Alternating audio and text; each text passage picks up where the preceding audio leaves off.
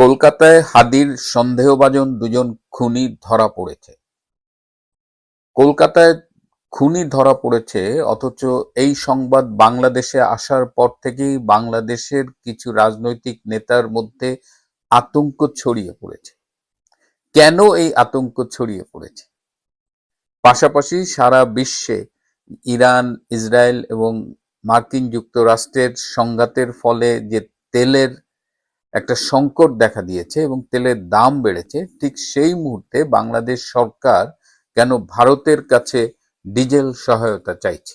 আজকে এই বিষয় দুটো নিয়ে আপনাদের সাথে কথা বলবো। আসসালামু আলাইকুম এবং আদাব।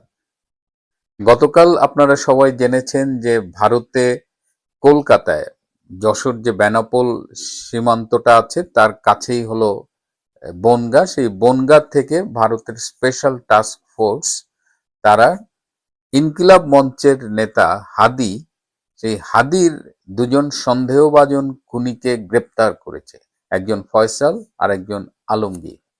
আমরা জানি যে হাদির হত্যার পরেই বাংলাদেশের আইন শৃঙ্খলা বাহিনীর সূত্রে বারবার বলা হয়েছিল যে তারা সীমান্ত অতিক্রম করে ভারতে চলে গেছে, কিন্তু তারপরে আমরা দেখেছি দুবাই থেকে ফয়সাল ভিডিও পাঠিয়েছে, সে তার প্লেনের টিকিটের বোর্ডিং পাসের ছবি দেখিয়েছে এবং বলেছে সে দুবাইয়ে অবস্থান করছে। কিন্তু হঠাৎ করে ভারতেই গ্রেপ্তার হলো এবং শোনা যাচ্ছে সে বনগাঁ থেকে সীমানা পেরিয়ে বাংলাদেশে আসার চেষ্টা করছিল।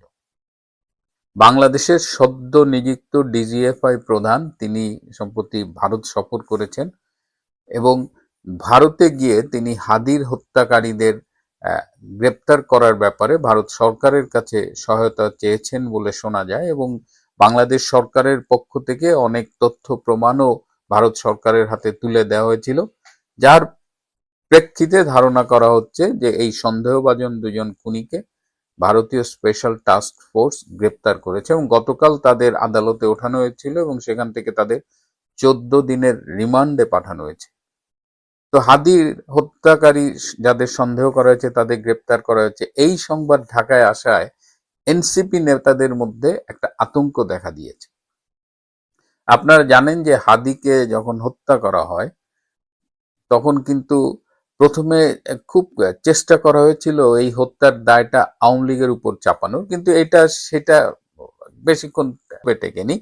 তারপরেই তারা চেষ্টা করেছিল যে বিএনপি নেতা মির্জা আব্বাসকে এই খুনের দায়ে ফাঁসাতে, কারণ হাদি এই মির্জা আব্বাসের এলাকা ঢাকা মতিঝিল ৮ আসন থেকে নির্বাচন করার ঘোষণা দিয়েছিল, ইনকিলাব মঞ্চের পক্ষ থেকে স্বতন্ত্র প্রার্থী হবে এবং এই জন্য সে ব্যাপক ক্যাম্পেইন করছিল। তো তারা চাচ্ছিল যে এই ফাঁকে যদি মির্জা আব্বাসকে একটু ঘায়েল করা যায়।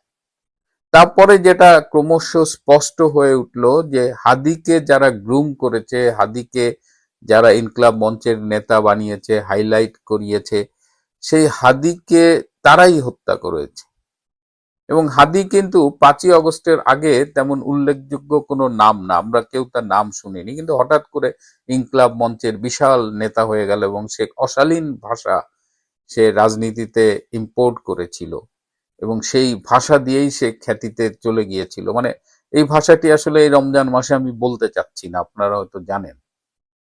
এই হাদিকে হত্যা করা হলো, হাদিকে জাতীয় কবি কাজী নজরুল ইসলামের কবরের পাশে কবর দেওয়া হলো, এই সবই মনে হয়েছে যে একটি প্ল্যান্ড ওয়েতে।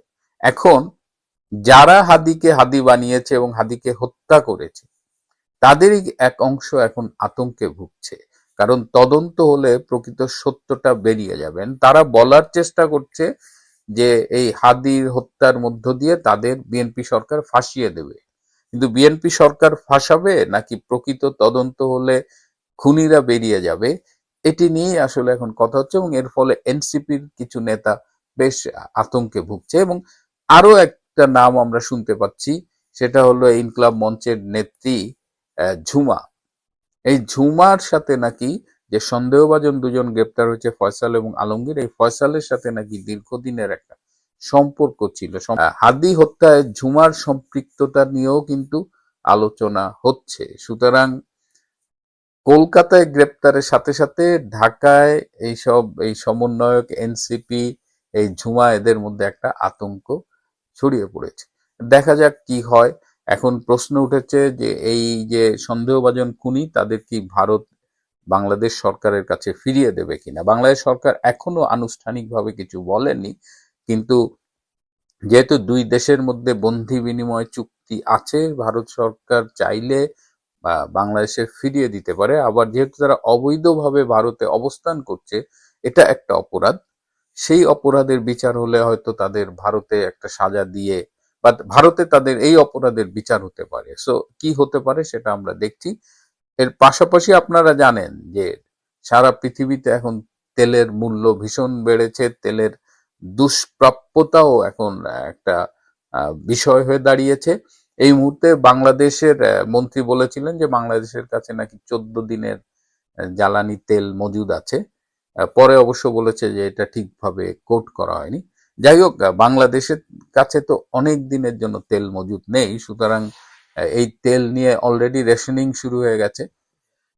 আগেও বলেছি যে প্রাইভেট কারকে 10 লিটারের বেশি তেল প্রতিদিন দেওয়া হচ্ছে না, এবং এই নিয়ে একটা ভিডিও ফুটেজ দেখলাম যে একজন সাংবাদিক অধিক তেলের দাবিতে তার কাছে থাকা অস্ত্র দিয়ে সে তেলের পাম্পের কর্মচারীদের ভয় দেখাচ্ছে। সে ভিডিওটা দেখাইলাম না, ইউটিউবে আবার এসব রেস্ট্রিকশন থাকে। এখন বাংলাদেশ সরকার এই তেলের এই ক্রাইসিসে উদ্ধার পাওয়ার জন্য অনেকগুলো সোর্স থেকে তেল কালেক্ট করার চেষ্টা করছেন। এবং আমরা জানলাম যে 2017 সালের 22শে অক্টোবর শেখ হাসিনার সরকার ভারত সরকারের সাথে একটা চুক্তি করেছিল, 15 বছর ব্যাপী এই চুক্তি। এই চুক্তির আওতায় ভারত থেকে বাংলাদেশ সরকার পাইপলাইন দিয়ে ডিজেল আনতে পারবে।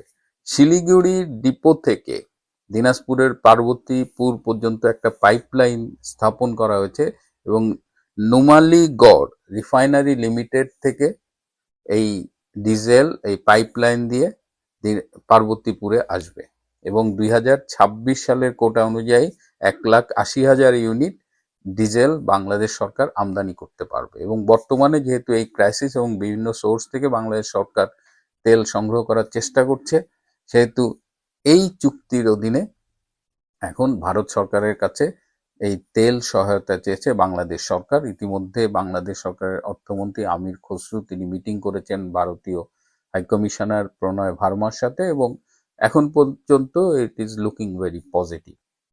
যেটা আমি বলতে চাচ্ছি যে সারা জীবন তো ভারত বিরোধী রাজনীতি করলো বিএনপি জামাত, ঢাকা না দিল্লি স্লোগান দিতে দিতে আমাদের কানে ঝালাপাড়া করে ফেললো। সেই বিএনপি সরকার আজকে বিপদে শেখ হাসিনার করা চুক্তির আওতায় ভারতের কাছে হাত পেতেছে।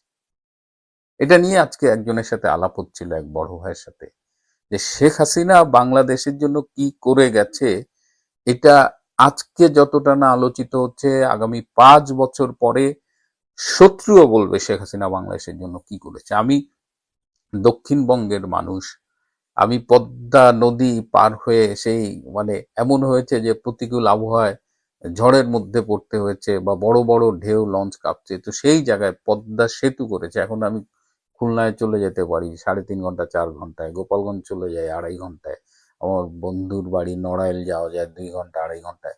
তো এই যে বৈপ্লবিক কাজটা করেছে শেখ হাসিনা, যেটা ছিলেন তিনি চ্যালেঞ্জ গ্রহণ করতেন। পদ্মা সেতু করতে যে এত এত বাধা তিনি পেয়েছেন। এই পদ্মা নদীটা পৃথিবীর অন্যতম খরস্রোতা নদী, এখানে পাইলিং করাটা ছিল ভীষণ কঠিন, কিন্তু যত বাধা এসেছে শেখ হাসিনা তত দৃঢ়তার সাথে সেই বাধা অতিক্রম করেছে।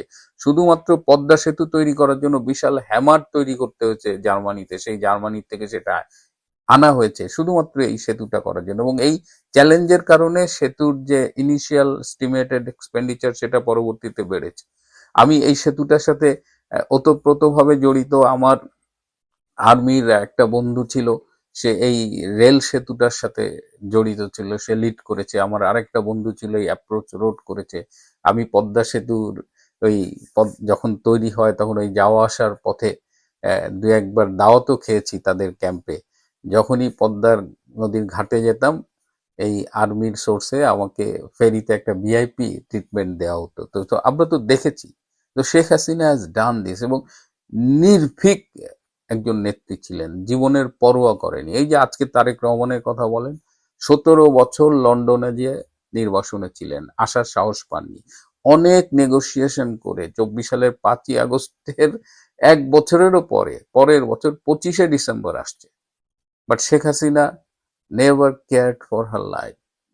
সো বাংলাদেশের জন্য যা করে গেছেন, এবং এই যে ভারতের সাথে কথায় কথায় বলা হয় যে ভারতের সাথে গোলামি চুক্তি করেছে, এই করেছে সেই করেছে, কিন্তু এখন তো দেখা যাচ্ছে যে বাংলাদেশের স্বার্থ অক্ষুণ্ণ রেখে প্রতিটা চুক্তি করা হয়েছে। বরং যারা এই ঢাকা না দিল্লি স্লোগান দিয়ে আওয়ামী লীগের গায়ে ভারতের দাসত্বের ট্যাগ লাগানোর চেষ্টা করেছে, তারা বাংলাদেশকে আমেরিকার হাতে তুলে দিয়েছে। তো শেখ হাসিনাকে আজও এই ক্রাইসিসেও আমরা কিন্তু মনে করছি তার দেখানো, তার আমলে সম্পাদিত চুক্তির আওতায় আজকে এই তেলের ক্রাইসিস মেটানোর চেষ্টা করছি।